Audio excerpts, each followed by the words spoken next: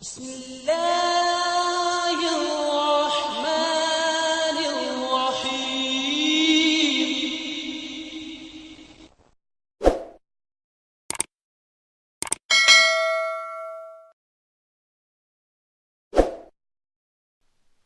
ہم تو رکھتے ہیں مسلمانوں کا دین، دل سے ہے خدا میں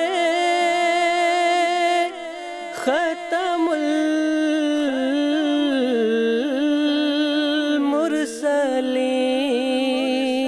المرسلین، دل سے ہے خدا میں ختم المرسلین،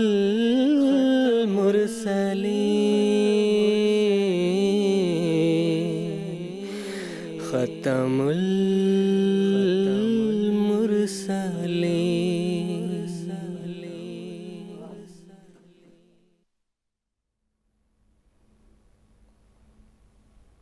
جزاکم اللہ تعالیٰ حسن جزا۔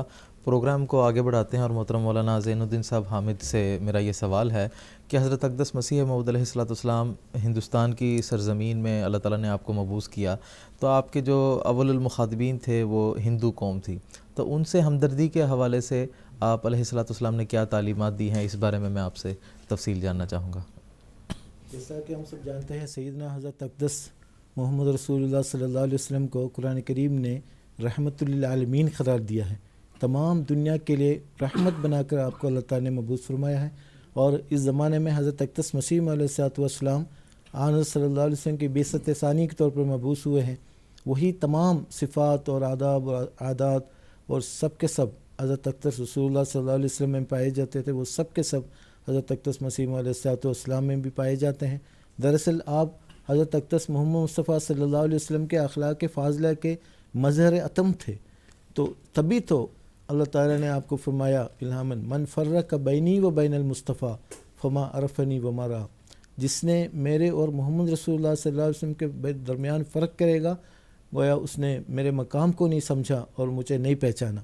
تو وہ حضرت اقدس مسیح موعود علیہ السلام جس قوم میں مبعوث ہوئے اس میں ہر قسم کے لوگ پائے جاتے ہیں، مختلف مذاہب کے لوگ پائے جاتے تھے اور مختلف زبانیں بولنے والے، لیکن حضرت اقدس مسیح موعود علیہ السلام نے اپنے نمونے سے، اپنے حسن اخلاق کے ساتھ ان سب کو ایک اچھا نمونہ پیش کیا۔ اسلام کے حقیقی تعلیم کے آپ مظہر اتم تھے۔ وہ میں ایک دو جیسا کہ حضور فرماتے خود میں مامور ہوں جہاں تک مجھ سے ہو سکے میں ان تمام غلطیوں کو مسلمانوں میں سے دور کروں اور پاک اخلاق، بردباری، حلم و انصاف اور راست بازی کی راہوں کی طرف ان کو بلاؤں۔ میں پھر فرمایا میں تمام مسلمانوں اور عیسائیوں اور ہندوؤں آریوں پر یہ بات ظاہر کرتا ہوں کہ دنیا میں کوئی میرا دشمن نہیں ہے، میں بنی نوع انسان سے ایسی محبت کرتا ہوں جیسے والدہ مہربان اپنے بچوں سے، بلکہ اس سے بڑھ کر میں صرف ان باطل عقائد کا دشمن ہوں جن سے سچائی کا خون ہوتا ہے۔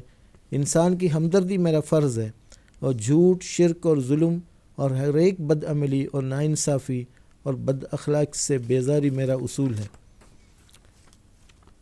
اس تعلق سے حضرت مسیح علیہ السلام کی سیرت سے ایک آدھ واقعہ میں پیش کرنا چاہوں گا، جس سے معلوم ہوتا ہے کہ حضرت مسیح علیہ السلام وہ دوسرے مذاہب کے لوگوں کے ساتھ بھی کس قدر حسن سلوک فرمایا کرتے تھے۔ ایک واقعہ سیرت المہدی میں درج ہے، جب مینارۃ المسیح کی تعمیر کے بارے میں قادیان کے مخالفین کو اطلاع ہوئی تو ان لوگوں نے حکام کے پاس جا کے شکایت کی، چونکہ یہ مینارہ سے جو ہے نا ہمارے لیے پریشانی ہوگی، بے پردگی ہوگی وغیرہ وغیرہ۔ چنانچہ حکام نے نمائندہ بھیجا، یہ سن 1903 کی بات ہے، 8 مئی 1903 کی بات ہے۔ تو تحصیلدار صاحب بٹالہ سے قادیان آئے اور مسجد مبارک کے ساتھ والے حجرے میں حضرت اقدس مسیح علیہ السلام کے ساتھ آپ کی ملاقات ہوئی۔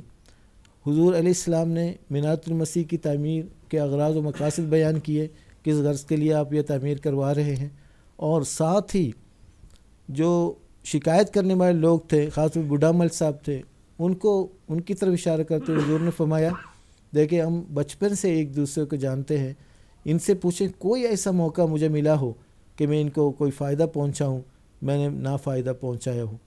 اور ان سے یہ بھی پوچھیں کوئی ایسا موقع ان کو ملا ہو جو مجھے تکلیف دینے کا اور انہیں مجھے تکلیف نہ پہنچائی ہو. جو راوی بیان کرتے ہیں کہ بڈامل بالکل خاموش اور شرمندگی کے ساتھ سر جھکائے ہوئے بیٹھے رہے، کوئی جواب نہیں دے سکا.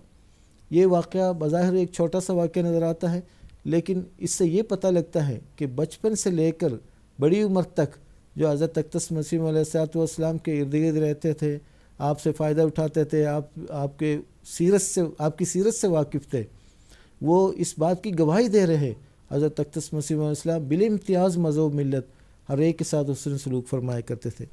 تو حضور فرماتے ہیں ہمارا یہ اصول ہے کہ کل بنی نوع سے ہمدردی کروں. اگر ایک شخص ایک ہمسائے ہندو کو دیکھتا ہے کہ اس کے گھر میں آگ لگ گئی ہے اور یہ نہیں اٹھتا کہ تا آگ بجھانے میں مدد دے، تو حضور فرماتے ہیں تو میں سچ سچ کہتا ہوں کہ مجھ سے نہیں ہے. اگر ایک شخص ہمارے مریدوں میں سے دیکھتا ہے کہ ایک عیسائی کو کوئی قتل کرتا ہے اور وہ اس کے چھڑانے کے لیے مدد نہیں کرتا، تو میں تمہیں بالکل درست کہتا ہوں کہ وہ ہمیں سے نہیں ہے. قادیان کے ایک اور واقعہ ہے. قادیان میں ایک شخص نہال چند ایک برہمن تھا. وہ اپنی جوانی کے ایام میں مشہور مقدم باز تھا.